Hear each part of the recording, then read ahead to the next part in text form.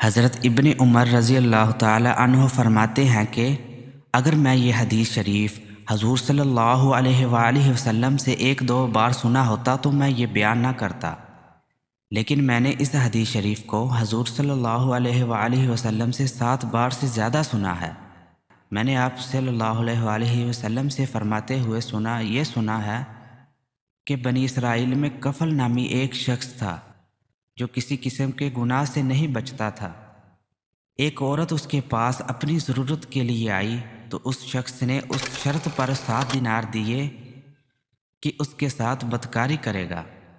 جب یہ شخص بدکاری کے لیے اس عورت پر بیٹھنے لگا تو عورت کانپتی ہوئی رونے لگی۔ اس شخص نے کہا، تو کیوں رو رہی ہے؟ میں نے تیرے ساتھ زور زور زبردستی کا معاملہ تو نہیں کیا۔ عورت نے کہا، ایسا تو کیا نہیں، لیکن میں نے زندگی میں ایسا عمل کبھی نہیں کیا، مگر آج سخت ضرورت نے مجھے اس کام پر مجبور کر دیا۔